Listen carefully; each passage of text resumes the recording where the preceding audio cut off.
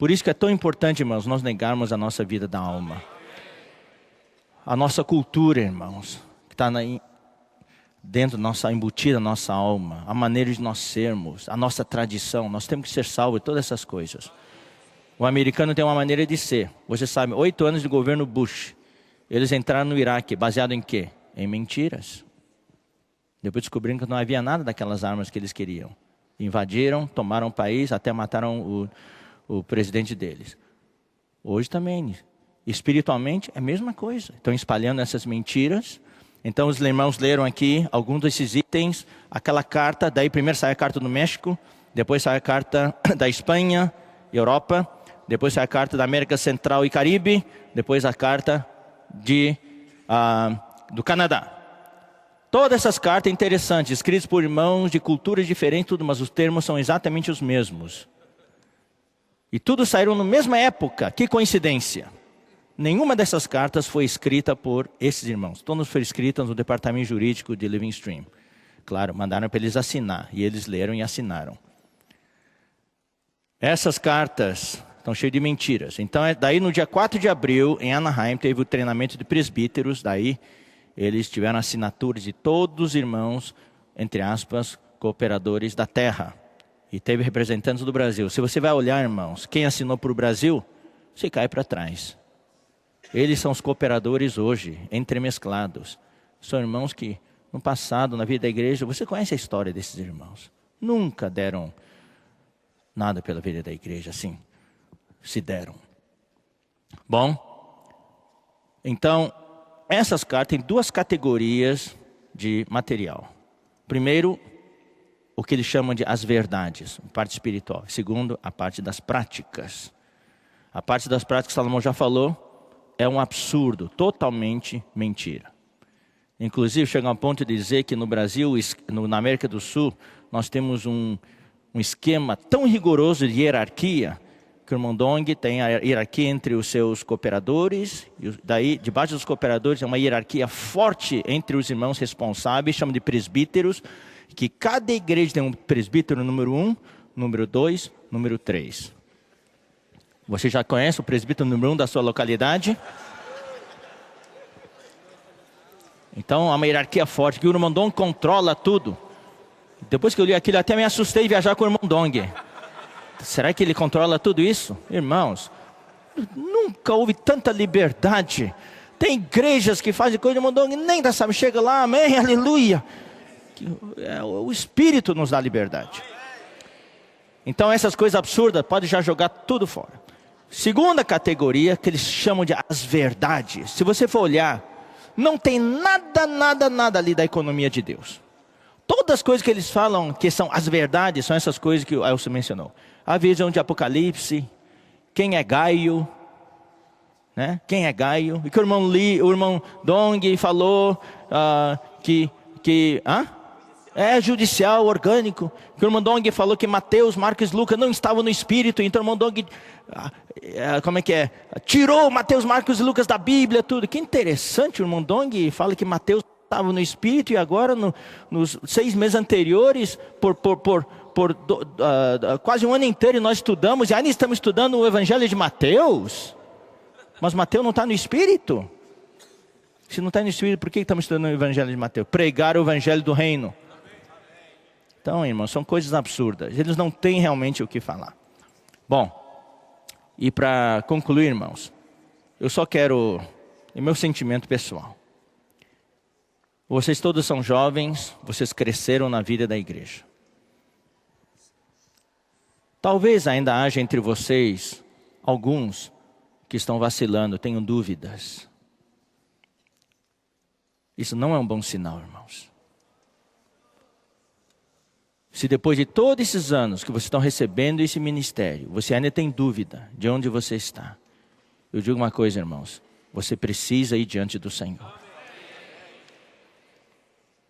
A dúvida mostra que você tem seguido, talvez, a multidão. Você não teve um contato pessoal com o Senhor. Você precisa ir diante do Senhor e esclarecer isso de uma vez por todas. Como um jovem, irmãos, você precisa ter convicção.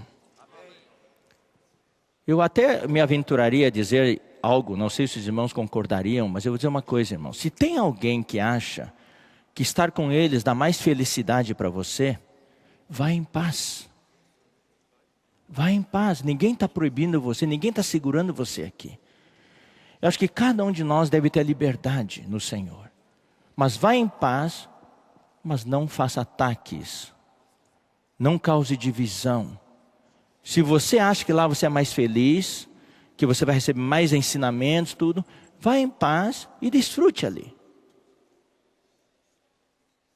Mas não se envolva com divisão, ataque, espalhar mentiras, essas campanhas, todas essas coisas estão acontecendo por aí. Mas pelo que nós temos constatado, muitos que foram para lá perderam o desfrute. Mas não cabe a nós julgar se perdeu ou não perdeu o desfrute. O que eu quero dizer é que cada um de vocês precisa dizer: Senhor, o Senhor Jesus perguntou aos discípulos: quem dizem os homens que eu sou?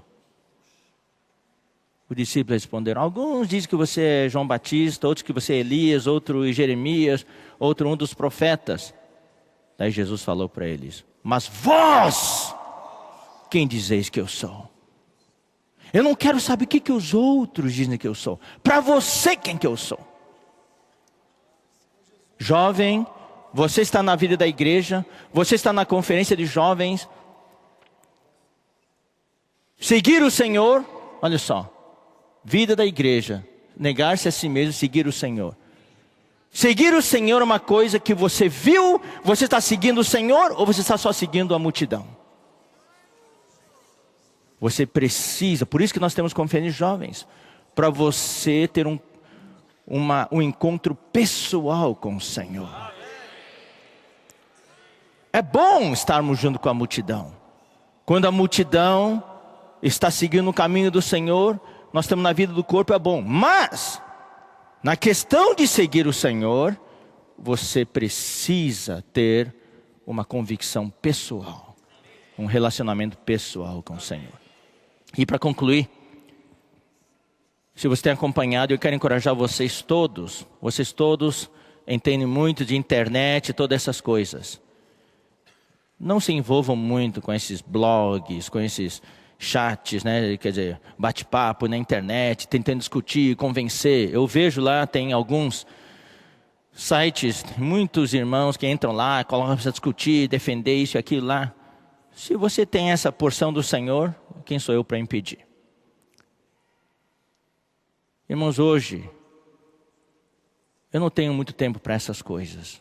Eu preciso de mais tempo para pregar o Evangelho. Eu preciso de mais tempo para cuidar dos irmãos.